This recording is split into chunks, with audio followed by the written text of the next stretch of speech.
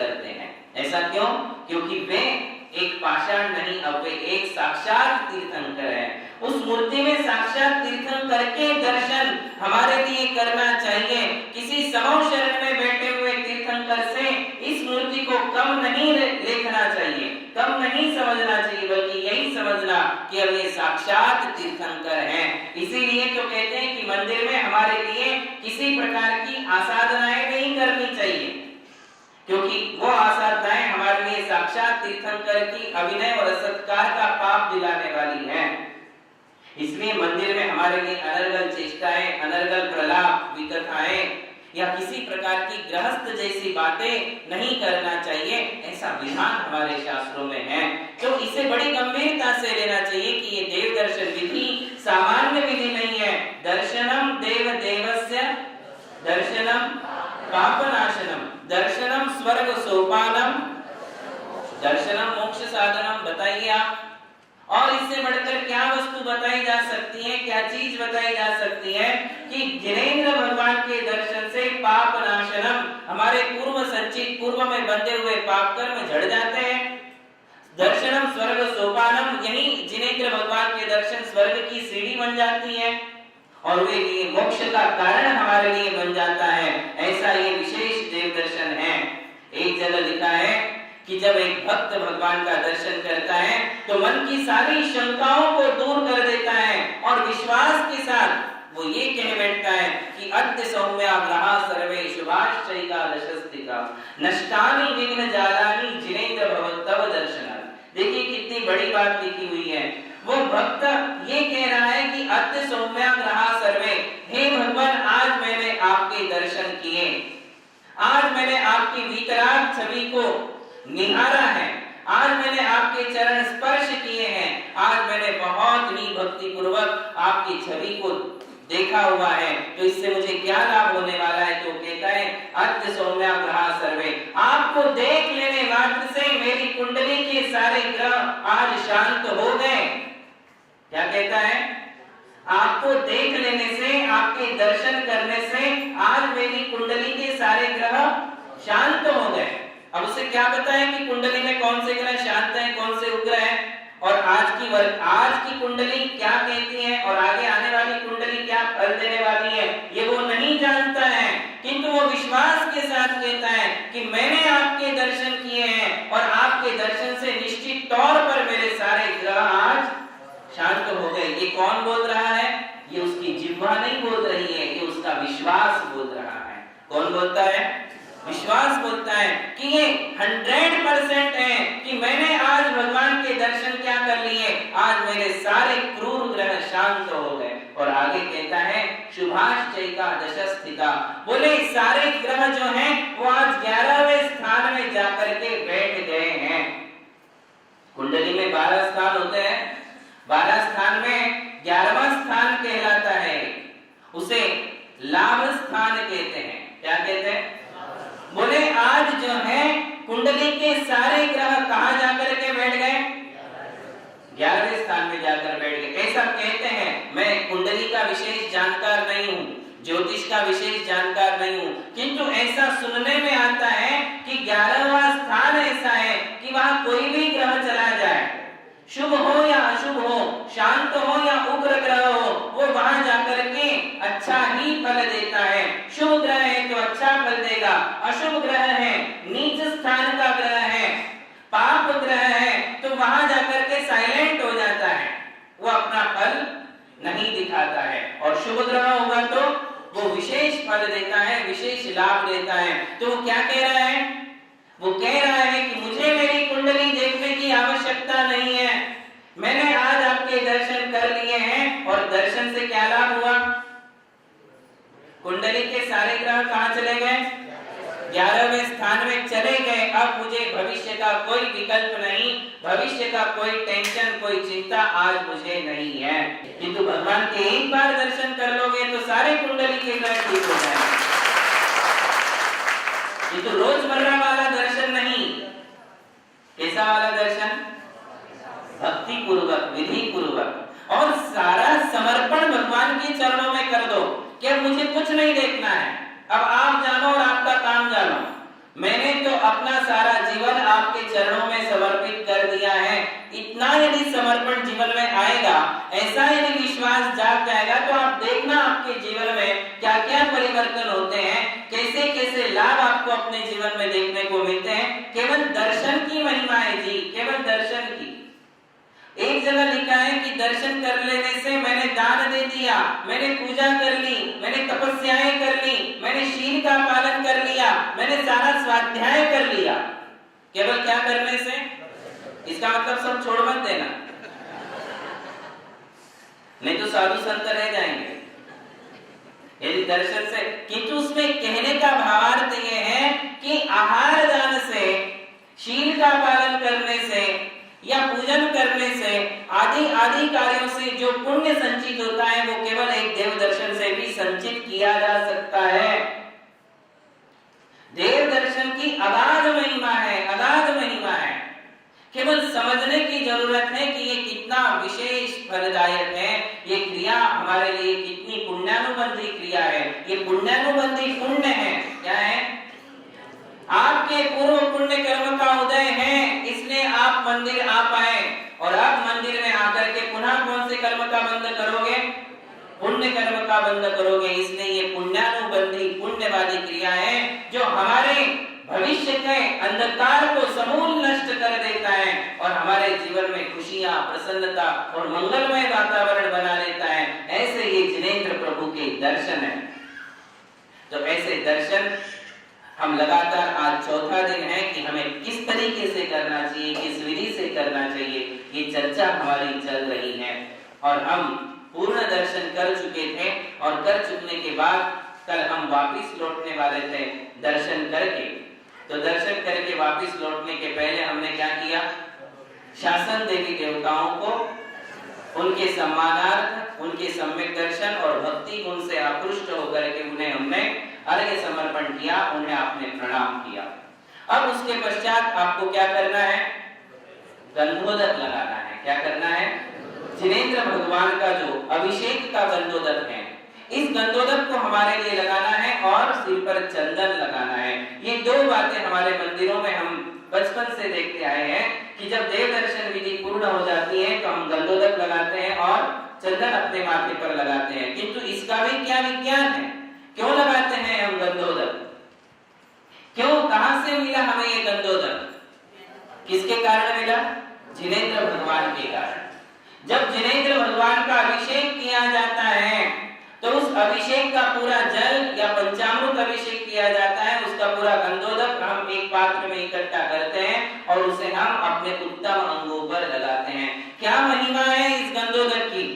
तो एक जगह आचार्य कहते हैं, नेत्र द्वंद्व रुजो विनाशनकरम गात्रम पवित्रीकरम वातोत्पित्त कपादि दोष रहितम गात्रम च सूत्रम भवे कामालाक्षय कुष्ठ रोग ग्रहम ग्राह्यम विषम कारित श्रीमत् पार्श्व जिनेंद्र पाद युगल स्नानस्य गंधोदकम।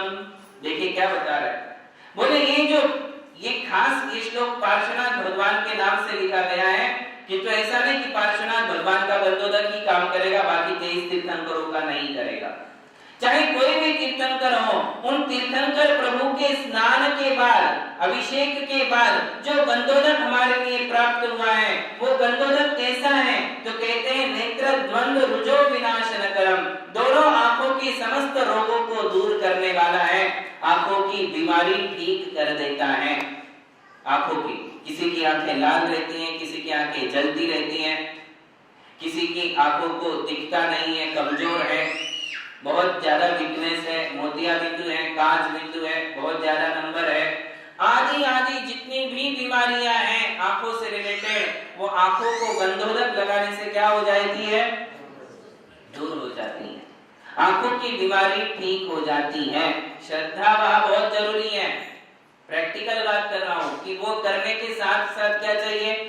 हमारी श्रद्धा। देखा देखी तो हम रोज करते हैं कि हमारे प्राचीन जमाने से दादा दादी मम्मी पापा सब करते आए, ये हमें भी ले लेना चाहिए। किंतु उसमें कितना अतिशय छुपा हुआ है, उस गंधोदक की कितनी महिमा है। क्यों ये हो रहा है कि वो आंखों की बीमारी ठीक कर रहे हैं? क्योंकि वो कहां से मिला है? साक्षात तीर्थंकर के अभिषेक से मिला है और पूरा नवन भगवान का जो सिर से लेकर पैर तक हुआ है, वहां से वो गंधोदक प्राप्त हुआ है। और भगवान का शरीर कैसा है? वो शरीर वीतराग आत्मा से प्रतिष्ठित है, उनकी आत्मा वीतरागी है, इसलिए उनका शरीर भी महान अतिशयशाली और विशेष फल देने वाला शरीर है। हम आत्मा के दर्शन करते हैं या शरीर के दर्शन करते हैं?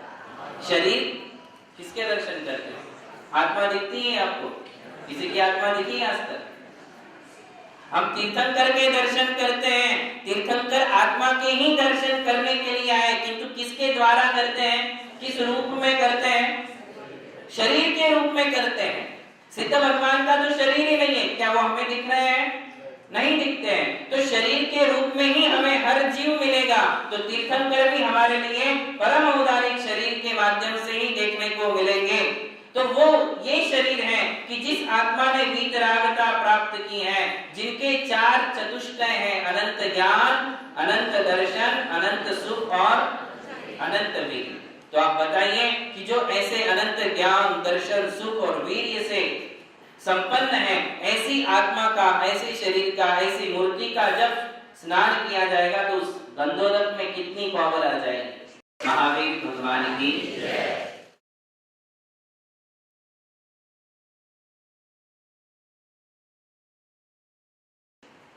आपके लिए एक कथा बताता हूँ। विशल्या की कथा हमारे पद्म पुराण में आती है। पद्म पुराण जिन्होंने पढ़ा है वो सब जान जाएंगे। आपके लिए पता है, जब रामायण में राम और रावण की सेनाओं के बीच युद्ध चल रहा था, तो एक बार लक्ष्मण को शक्ति लग जाती है और शक्ति लग जाने से वो धराशायी हो जाते हैं, मूर्छित हो जाते हैं। तो उसमें फिर हिंदू रामायण में कुछ अलग कहानी है, किंतु जैन रामायण के अनुसार क्या होता है, तो उसमें कहते हैं कि उस शक्ति को दूर करने की कोई दवाई वैद्यों के पास नहीं थी। सारे आर्यावर्त में घूम लिए, किंतु किसी के पास वो जो शक्ति लक्ष्मण के लिए लगी थी, उस शक्ति का नाम था अमोघ विजया। कौन सी शक्ति थी वो? अमोघ विजया नाम की शक्ति लक्ष्मण को लगी थी। और उस शक्ति को हटाने की कोई विद्या, कोई तंत्र या कोई भी दवाई आर्यावर्त में किसी के पास उपलब्ध नहीं थी। क्या किया जाए, क्योंकि यदि अधिक देर हो जाती तो लक्ष्मण के प्राण उसके कारण जाते। तो कहते हैं कि द्रोण देश में राजा द्रोण की एक विशल्या नाम की पुत्री थी। विशल्या, उस विशल्या के स्नान के जल से, देखो कुमारी थी, उस कुमारी विशल्या के स्नान के जल से उस देश के जितने भी बीमार लोग थे उनकी बीमारी ठीक हो जाती थी। महामारी रोग आया हुआ था अयोध्या में, और उस समय विशल्या के जल से पूरे नगर निवासियों के लिए बहुत बड़ा लाभ हुआ था, बीमारी सबकी दूर हो गई थी। ऐसे उस विशल्या का जल उस समय वहां से लाना था और हनुमान लेने के लिए गए थे। तो राजा द्रोण ने विशल्या के स्नान का जल देने की बजाय विशल्या को ही उनके साथ भेज दिया। और कहते हैं कि जब वे उस युद्ध भूमि में हनुमान विशल्या को लेकर के आए, जब आए और विमान नीचे उतरा और वो नीचे उतर करके आती गई, पास में आती गई, तो कहते हैं जैसे जैसे वो लक्ष्मण के पास आ रही थी, वैसे वैसे लक्ष्मण के अंदर जो अमोघ विजय नाम की शक्ति रावण के द्वारा लगी हुई थी, वो शक्ति धीरे धीरे उसमें से निकलने लगी। और जैसे ही वो पास में आ गई, पास में आकर उसने स्पर्श मात्र किया, तो वो अमोघ विजय शक्ति निकल करके आकाश से उड़ने लग गई और उड़ते उड़ते वो वहां से चली गई। वो आगे की कहानी है। किंतु ऐसा कैसे हो सकता था, जो ना अरिहंत है, ना सिद्ध है, ना आचार्य है, ना उपाध्याय है, ना साधु है, ना हरिका माता जी है, ना कोई देवी है, वो तो एक सामान्य राजा की राजपुत्री थी। और उसके स्नान के जल से कैसे ये संभव हो सकता था कि लोगों की बीमारी दूर हो जाए और लक्ष्मण की शक्ति वहां से निकल करके अलग भाग जाए। तो कहते हैं कि उस विशल्या ने पूर्व जन्म में, कौन से पूर्व जन्म में, उसका नाम था अनंगशला।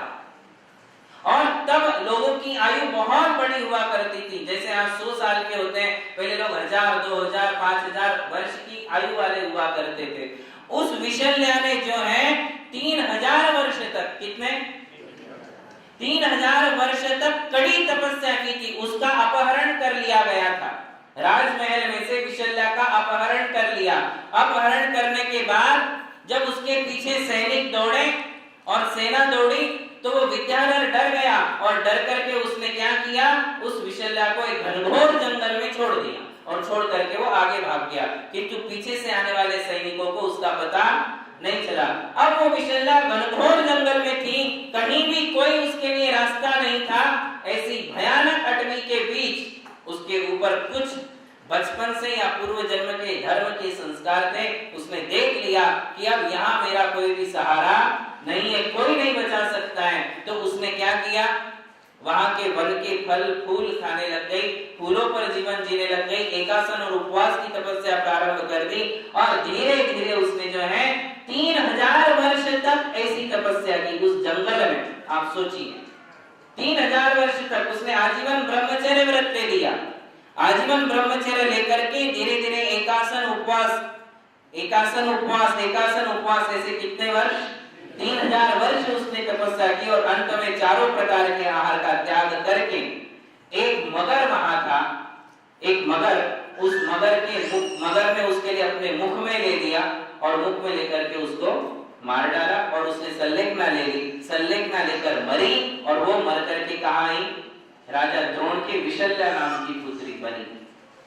वो पिछले जन्म का जो व्रत था, शील था, तपस्या थी, साधना थी, उसका ये प्रभाव उसके लिए उस जन्म में मिला कि उसके स्नान के जल से लोगों की बीमारियां ठीक होने लग गई। जो एक साथ नगरों में बीमारियां फैलती थी, वो सारी बीमारियां उसके स्नान के जल से छिड़कने के कारण खत्म हो जाती थी और लक्ष्मण की शक्ति भी उसमें से निकल गई। तो आप सोचिए कि एक महिला, एक कन्या यदि अपने शील व्रत के पालन के साथ साथ साधना और तपस्या का ये फल प्राप्त कर सकती है, तो हम किसके अभिषेक का गंधोदक ले रहे हैं? साक्षात तीर्थंकर, तीनों लोक के अधिपति, वीतराग, कर्म कलंक से रहित, रागादि विषय वासनाओं से रहित ऐसी पुनीत आत्मा का गंधोदक हम ले रहे हैं, तो क्या उससे ये बीमारियां शांत नहीं हो सकती हैं? क्या कहा उसमें, नेत्र ध्वंद्व रुजो विनाशन करम, दोनों आंखों की बीमारी ठीक हो जाती है। गात्रम पवित्रीकरम, बोले वो शरीर को पवित्र कर देता है। असंख्य मनुष्यों की, असंख्य लोगों के ये अनुभव है कि उन्होंने गंधोदक से अपनी स्किन डिसीज दूर कर ली है। जब सारे वैद्य फेल हो गए और सारे जो हैं दवाइयां फेल हो गई, उसके बाद उन्होंने मुनियों के उपदेश से गंधोदक लगाना प्रारंभ किया और गंधोदक से उनकी स्किन डिसीज दूर हो गई। इसका भी सबसे बड़ा एग्जांपल है श्रीपाल मैना सुंदरी। मैना सुंदरी ने क्या किया था, सिद्ध चक्र विधान सबके लिए पता है। उसने 700 कुष्ठियों का कुष्ठ रोग दूर कर दिया। किसके प्रताप से? गंधोदक के प्रताप से। भगवान के अभिषेक का गंधोदक वो 700 कुष्ठियों को लगाया करती थी। परम भक्ति भाव से सिद्ध चक्र की आराधना की और प्रतिदिन वो गंधोदक सब कुष्ठियों को लगाया। तो आखिरी दिन जब लगाया तो सारे कुष्ठियों का कुष्ठ रोग दूर हो गया और कंचन जैसी काया चमकने लग गई। ये किसका प्रताप था? गंधोदक का प्रताप है। गंधोदक भी कोई सामान्य बात नहीं है। हम भगवान का अभिषेक नहीं कर पाए, उनके चरणों का स्पर्श नहीं कर पाए, तो कम से कम हमारे भाग्य में क्या है? गंधोदक है, जो उनके शरीर को, उनकी प्रतिमा को स्पर्श करने के बाद हमारे लिए मिला है। उसे भी बड़ी भक्ति भाव से लेना चाहिए, बड़ा चमत्कारी होता है। गात्रम पवित्रीकरम, और क्या कहते हैं? बोले वातो पित्त कफादि दोष रहितम, बोले उससे वात रोग, कफ के रोग, पित्त से उमड़ने वाले रोग, वात, पित्त और कफ से शरीर में फैलने वाली बीमारियां भी उसके कारण दूर हो जाती है। किससे? गंधोदक से। वातो पित्त कफादि दोष रहितम गात्रम च सूत्रम भवेत्, और शरीर को निरोगी बना देता है। कामा लाक्षय कुष्ठ रोग ग्रहम, बोले कामला नाम का रोग हो जाता है, पीलिया हो जाता है, अनेक प्रकार का बुखार हो जाता है, हड्डियों तक वो ज्वर चला जाता है, अंदर तक वो फैल जाता है। ऐसी कठिन से कठिन बीमारियां गंधोदक लगाने से शांत हो जाती है। इसलिए जब हमारे लिए कोई उपाय नहीं मिले, कोई ऐसी बीमारी हो, तो हमारे लिए परम श्रद्धा भाव से मंदिर से गंधोदक ले जाना चाहिए और बीमार लोगों को लगाना चाहिए। देखिए उसका असर पड़ेगा। और फिर लास्ट में कहते हैं कि श्रीमद् पार्श्व जिनेन्द्र पाद युगल स्नानस्य गंधोदकम। उसमें आप किसी भी तीर्थंकर का लीजिए, इसमें कहा कि पार्श्वनाथ भगवान के अभिषेक के गंधोदक का ये महात्म्य है। ऐसा ये गंधोदक होता है, उसे हमें उत्तमांगों पर लगाना चाहिए। कैसे लगाना? प्रतिदिन जो हम गंधोदक लगाते हैं तो उसे हमें इस हाथ से पहले तो क्या करना चाहिए? निर्मलम निर्मलीकरणम पवित्रम पापनाशनम जिनगंधोदकम वंदे। आता है ना सबको? क्या बोलते हो आप उसमें पता है? जिनगंधोदकम वंदे। जब गंधोदक के सामने जाते हो तो सबसे पहले हाथ जोड़ना उसे। भगवान को तो हाथ जोड़ते ही हो, किंतु यहाँ किसको हाथ जोड़ना? गंधोदक को। बोले सबसे पहले गंधोदक लेने की विधि है, गंधोदक के पास जाना, गंधोदक को हाथ जोड़ना और फिर उससे दाहिने हाथ से जो है गंधोदक लेना, उसको पहले सिर माथे पर लगाना, फिर लेना अपने दोनों आंखों पर लगाना, माथे पर लगाना, गले में लगाना। ये उत्तमांगों पर गंधोदक लगाने की विधि है, किंतु क्वचित कदाचित कारणवशात ये गंधोदक पूरे शरीर में भी लगाया जा सकता है। यदि बीमारी है तो कब लगाया जाता है? यदि बीमारी है तो हम इस गंधोदक को पूरे शरीर में भी लगा सकते, उससे कोई अभिनय नहीं होता है। अभिनय के भाव है क्या? क्या भाव है? क्या भाव है? हमारी बीमारी शांत हो, हमारी स्किन डिसीज शांत हो जाए, हमारा कोई दुख दर्द है, घुटने में दर्द है, पीठ में दर्द है, तो वो दर्द हमारा शांत हो, इसलिए हमने वो गंधोदक लिया और उसको जहां हमारे लिए लगाना है वहां हम उस गंधोदक को लगा सकते, इसमें किसी प्रकार का दोष नहीं है। तो ये गंधोदक लेने की विधि हुई और इसके पश्चात क्या लगाते हैं? चंदन लगाते हैं। चंदन लगाने की अनेक विधियां हैं। क्षत्रिय कैसे लगाते हैं, ब्राह्मण कैसे लगाते हैं, वैश्य कैसे लगाते हैं, अलग अलग प्रकार दिए गए हैं। किंतु सामान्य आज जो है, आज के आदमी को कैसे लगाना चाहिए? तो मानस स्तंभ के आकार में लगाना चाहिए। कैसे लगाना? मानस स्तंभ के आकार में ही वैश्य लोगों को, वणिक व्यापारी लोगों को जो है मानस स्तंभ के आकार में ही लगाना चाहिए, ऐसा विधान प्राचीन ग्रंथों में है। क्षत्रियों के लिए कहते हैं कि कोई अर्धचंद्राकार निकालो या आड़ा निकालो वगैरह वगैरह, किंतु वैश्यों के लिए कहा है कि मानस स्तंभ के आकार में निकालना चाहिए। अब वो चंदन कौन सा होना चाहिए? प्रश्न तो ये है। पंडित जी ने घिस करके जो कटोरी में इकट्ठा करके रख दिया है वो चंदन लगाते क्या अपन? देखिए चंदन दो बार लगाते हैं। एक तो अभिषेक के पहले भी चंदन लगाया जाता है, वो सामान्य है, वो सामान्य चंदन है जो घिस कर रखा हुआ है, उसे हम लगाते हैं। किंतु अभिषेक के बाद, पूजन के बाद, दर्शन के बाद जो गंधोदक चंदन हमारे लिए लगाना है वो कौन सा चंदन होगा?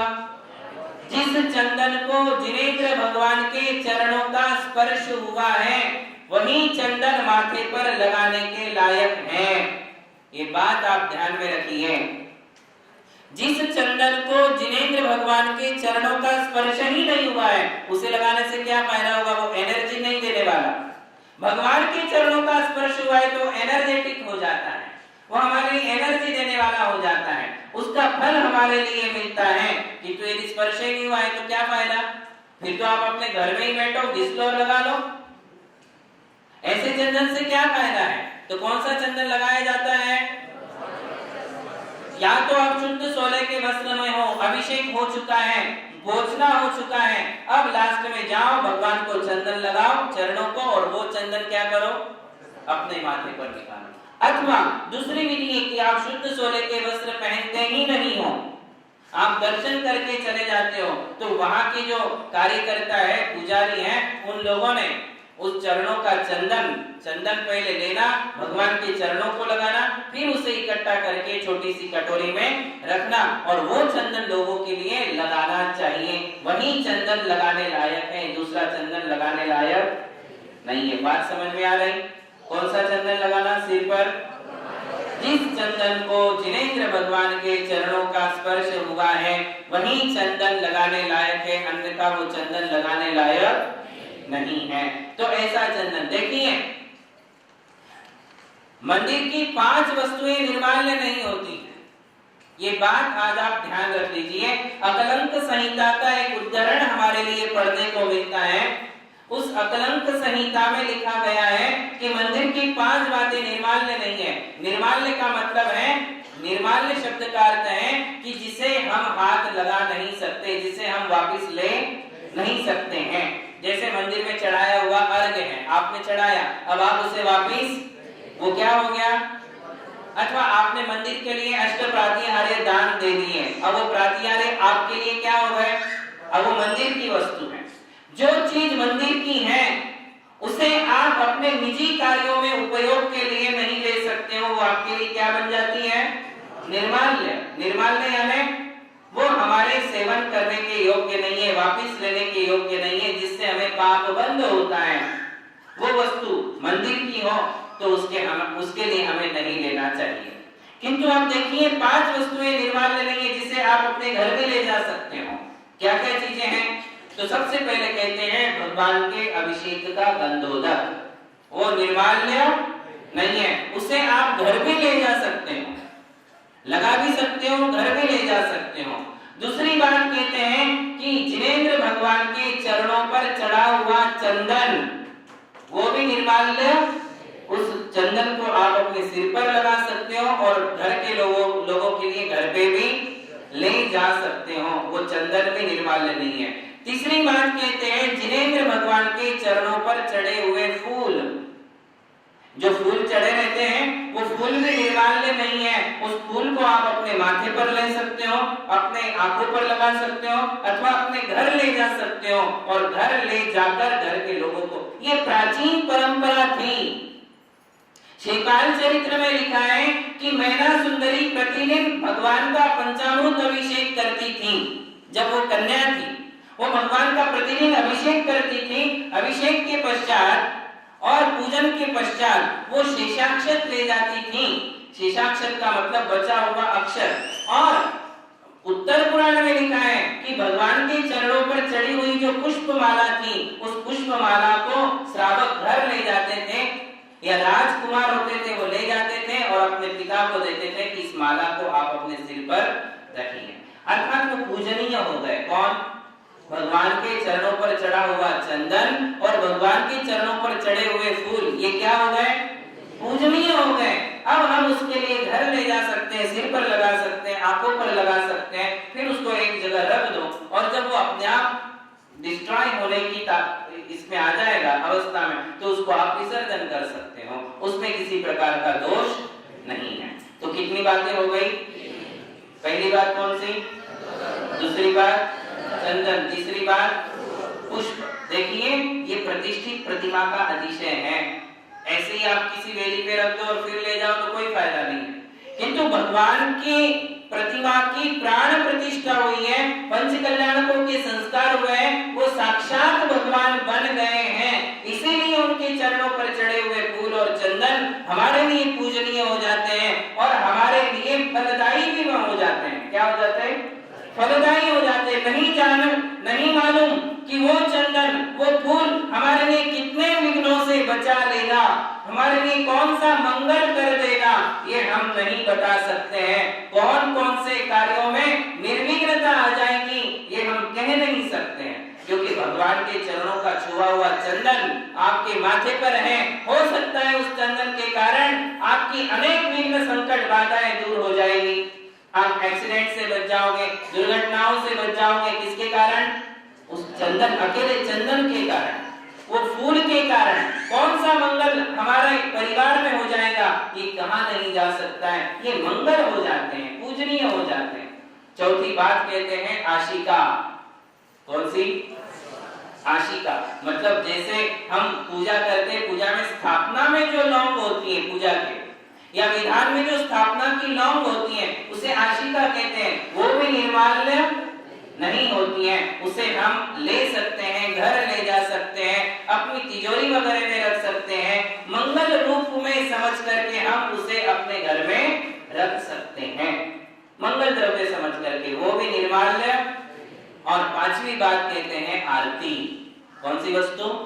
आरती। जो हम आरती करते हैं तो आरती करने के बाद कई लोग आरती का घी ले लेते हैं और लगा लेते हैं।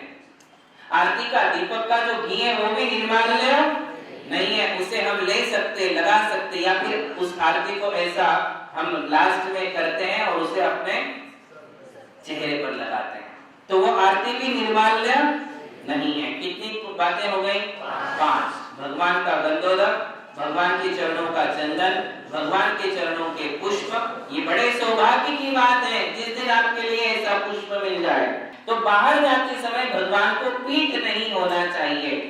देखिए लास्ट बात है, अब हम बाहर निकलने वाले हैं, एंट्री हमें पता है, किंतु बाहर कैसे जाना है? तो बाहर जाते समय वेदी से दौड़ कर मुख्य दरवाजे तक आते समय हमें भगवान को पीठ दिखा करके आना नहीं चाहिए। साइड में जो रास्ते हैं, भगवान की वेदी बीच में है, साइड में 2 रास्ते हैं, साइड से आओ और दरवाजे तक आओ, और दरवाजे तक आकर पुनः भगवान की तरफ मुख कर लो और राइट लेग से ही बाहर आना।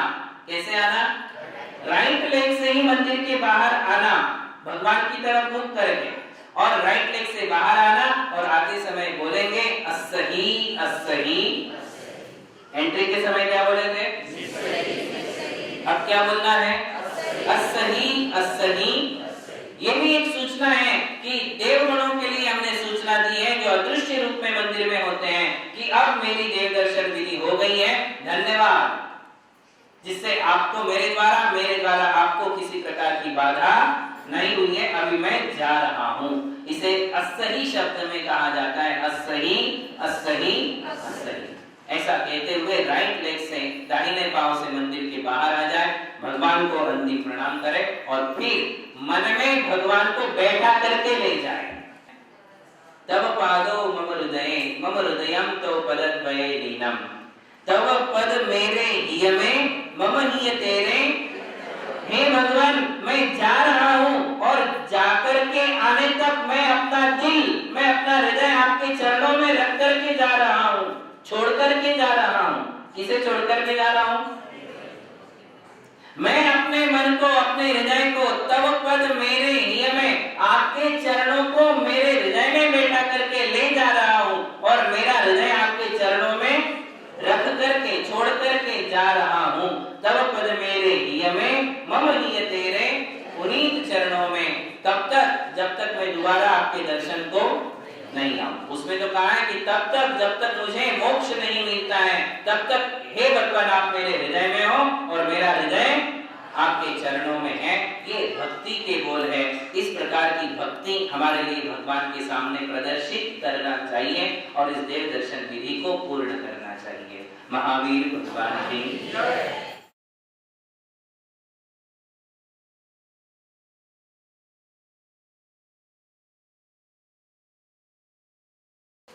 कल तक हमारी देव दर्शन विधि पूर्ण हुई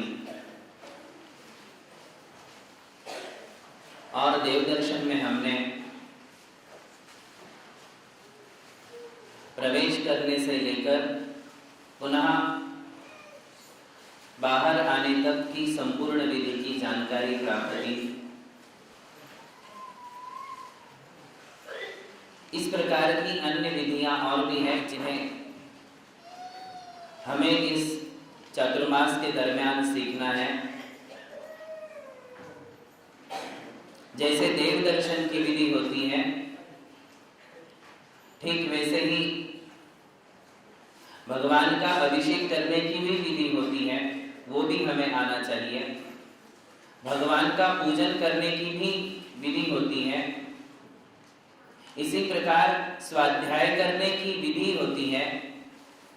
माला करने की भी विधि होती है कि हमें माला कैसे करनी चाहिए, वरना हम मंदिरों से माला उठा लेते हैं, जैसा मन में आए वैसा फेर लेते हैं, किसी भी अंगुली पर रख लेते हैं, किसी भी दिशा में बैठ जाते हैं, कहीं से भी मंत्र प्रारंभ कर देते हैं, शुद्ध मंत्र का उच्चारण नहीं कर पाते हैं, आदि आदि बातें।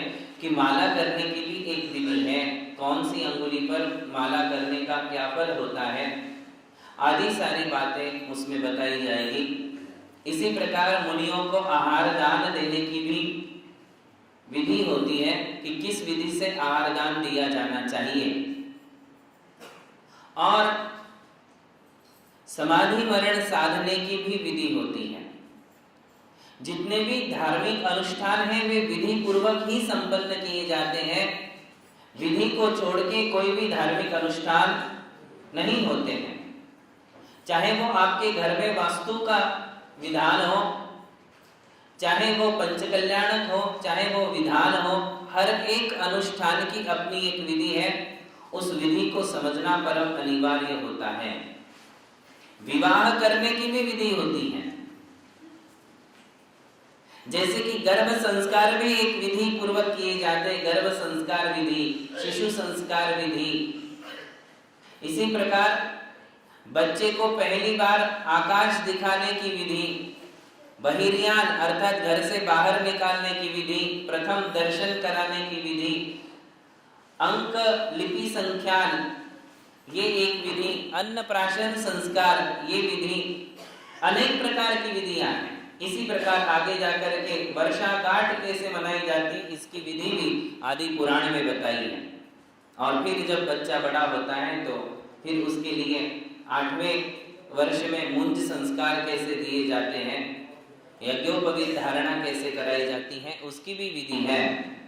और उसके बाद उसकी विवाह विधि क्या है इसकी भी एक विधि होती है। देखिए ये सारी विधियां हमारे लिए सीखना बहुत जरूरी है। विधि नहीं पता होने से हम येन केन प्रकारेण ये कार्य कर लेते हैं,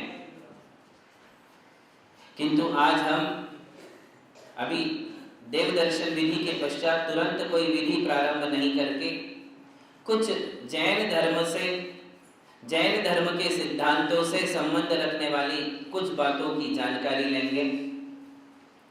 हम एक विषय विधि का लेंगे, फिर बीच में कोई विषय सिद्धांत से रिलेटेड होगा, कोई विषय अध्यात्म से रिलेटेड होगा, कोई विषय हमारा जो है कुल मिलाकर के जैन धर्म के बेसिक जो कंसेप्ट्स हैं उनसे रिलेटेड अपने सब्जेक्ट रहेंगे, लेसन रहेंगे। आज हम एक नया लेसन प्रारंभ करते हैं और आज के लेसन का नाम है पुण्य और पाप कर्म का फल। क्या नाम है? पुण्य और पाप कर्मों का विपाक। विपाक शब्द आता है, पुण्य और पाप कर्मों का विपाक। विपाक अर्थात फल। विपाक शब्द का अर्थ फल होता है। तो ये सब्जेक्ट हम सीखेंगे और इसमें हमारी अनेक प्रकार की जो भ्रांतियां हमारे मस्तिष्क में बैठी हुई है उन भ्रांतियों का निश्चित तौर पर उन्मूलन होगा। कई ऐसी बातें हैं जो हम लोग नहीं जानते हैं क्योंकि हमने कर्म सिद्धांत पढ़ा नहीं है या कभी सुना नहीं है या हमने सुना है तो समझा नहीं है, इसलिए हम लोग ये बातें नहीं जान पाते हैं। पुण्य और पाप कर्मों का विपाक हमारे लिए समझना है कि पुण्य और पाप कर्म अपना फल कैसे देते हैं। और जैसे कि हमने आपको कहा कि फल यदि लग रहा है तो कहीं ना कहीं बीज अवश्य बोया गया है तभी तो वो फल देगा। यदि जमीन में बीज नहीं बोया जाएगा तो फिर उसको फल लगने वाला नहीं है।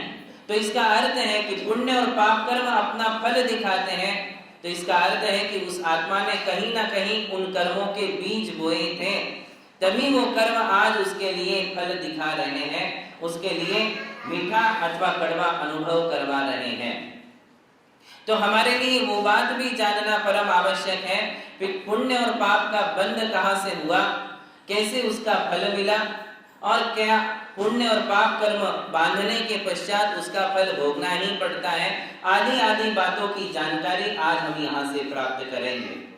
सबसे पहली बात है कि क्या किए हुए कर्मों का, बांधे हुए कर्मों का फल भोगना ही पड़ता है। तो तकरीबन लोग ये जानते हैं या बोलते हैं या उनकी मान्यता है कि किए हुए कर्मों का फल भोगना ही पड़ता है कि नहीं बराबर। किंतु जैन धर्म में ऐसा एकांत नहीं है कि किए हुए कर्मों का फल भोगना ही पड़े। यदि किए हुए कर्मों का फल भोगना पड़े तो फिर कोई आत्मा सिद्ध नहीं बन सकती है। क्यों नहीं बन सकती है? क्योंकि हमारी आत्मा में अनंत कर्म बंध हो चुके हैं, अनंत कर्मों की सत्ता है और यदि उनको भोगते रहे तो अनंत काल निकल जाएगा तो भी वो कर्म समाप्त होने वाले और नए नए कर्मों का तो बंद होता ही रहता है। तो ये कर्म श्रृंखला अनवरत जारी रहेगी। फिर हमारे पुरुषार्थ व्यर्थ हो गए, फिर हमारा देव दर्शन क्या काम का, फिर हमारी अभिषेक पूजा क्या काम की? फिर ये मुनिगण जो दीक्षा लेकर के तपस्या करते हैं, वो तपस्या तो व्यर्थ हो जाएगी, क्योंकि जब किए हुए कर्मों का फल भोगना ही है और ऐसे कर्म मेरी आत्मा में इतने इकट्ठे हैं कि अनंत काल तक भोगता रहूं तो भी वो कर्म समाप्त होने वाले नहीं है, और फिर नए नए कर्मों का बंध भी हो रहा है, तो ऐसे में तो कभी किसी आत्मा को मोक्ष प्राप्त नहीं हो पाएगा और फिर हमारा सारा धर्म व्यर्थ हो जाएगा। धार्मिक आचार संहिताएं जो है, धार्मिक संकल्पनाएं जो है, वो सारी व्यर्थ हो जाएगी। इसलिए इस बात में अनेकांत जानो। क्या अनेकांत है? देखिए, हम लोग अनेकांतवादी हैं और अनेकांत में सारे मसले जो हैं अपने आप शांत हो जाते हैं, निर्विवाद हो जाते हैं और सारी जो वास्तविकताएं हैं वो हमारे सामने आ जाती हैं। इसलिए जैन धर्म में ऐसा एकांत नहीं है कि किए हुए कर्मों का फल भोगना ही पड़ता है। तो अनेकांत क्या है? दोनों चीजें हैं। किए हुए कर्मों का फल ज्यों का त्यों भोगा भी जा सकता है, भोगना ही पड़ेगा ऐसा भी है, और भोगना ही पड़ेगा ऐसा नहीं भी है। दोनों बातें हैं। कुछ कर्म ऐसे होते हैं जिनका फल भोगना ही पड़ता है, किंतु ऐसे अनेक कर्म हैं जिनका फल भोगना ही पड़ेगा, ऐसा कोई नियम नहीं है। जैसे समझ लीजिए कि आज हमने कर्म का बंध किया, कर्म का बंध कैसे होता है वो भी आप समझ लें। आत्माओं के द्वारा जो मन से सोचा जाता है, वचनों से बोला जाता है और शरीर से चेष्टाएं होती हैं, उससे आत्म प्रदेशों में परिस्पंदन होता है, वाइब्रेशन होता है, और उस वाइब्रेशन के कारण इस स्पेस में जो पार्टिकल्स हैं, मैटर हैं, उसके स्मॉल पार्टिकल्स है, जिन्हें हम शास्त्रीय भाषा में कारमाण वर्गणाएं कहते हैं। क्या कहते हैं? कारमाण वर्गणाएं। वो पार्टिकल्स आत्मा की ओर खींचे चले आते हैं, वो कर्म रूप से परिणमन करते हैं, आत्मा में बंध जाते हैं। सबसे पहले इस कर्म व्यवस्था को आप समझ रहे। कर्म क्या है? कर्म जीव द्रव्य नहीं है। दो ही तो द्रव्य है, एक जीव द्रव्य और अजीव द्रव्य। कर्म कौन सा द्रव्य है? अजीव द्रव्य है। कर्म जीव नहीं है। कर्म कौन सा द्रव्य है? अजीव द्रव्य है, पुद्गल द्रव्य है। और वो कर्म जो है, कर्म तो बाद में बना, कर्म के पूर्व अवस्था को कहते हैं कारमाण वर्गणा। क्या कहते हैं? कारमाण वर्गणाएं। हम देखते हैं कि दो चीजें हैं, एक रॉ मटेरियल और एक उसका प्रोडक्ट। रॉ मटेरियल के बिना क्या कोई प्रोडक्ट बनता है? बनता है क्या? नहीं। हमारा ये जो शरीर बना है, इस शरीर का भी रॉ मटेरियल है, उसे हम कहते हैं शरीर वर्गणा। क्या कहते हैं? शरीर वर्गणाओं से शरीर बनता है। वैसे कर्म किससे बना? कर्म वर्गणा। वर्गणा शब्द का अर्थ है कि उसको बनाने वाले स्मॉल पार्टिकल्स वो इस स्पेस में हैं, जो हमारी आंखों से दिखाई नहीं देते हैं, जिनका हम प्रत्यक्षीकरण नहीं कर सकते हैं, प्रत्यक्ष अनुभव नहीं ले सकते हैं, क्योंकि वो कैसे हैं? सूक्ष्म हैं। कैसे हैं? और सूक्ष्म की परिभाषा यह है, जो हमारे पांचों इंद्रियों का विषय नहीं बनता है उसे सूक्ष्म कहते हैं। जिन्हें हम आंखों से देख नहीं सकते, जिन्हें हम कानों से सुन नहीं सकते, जिन्हें हम नाक से सूंघ नहीं सकते, जिन्हें हम जिह्वा से चख नहीं सकते, जिनका हमें स्पर्श से अनुभव नहीं होता है, उसे क्या कहते हैं? सूक्ष्म कहते हैं। ऐसा सूक्ष्म जिसे हम माइक्रोस्कोप से भी नहीं देख सकते।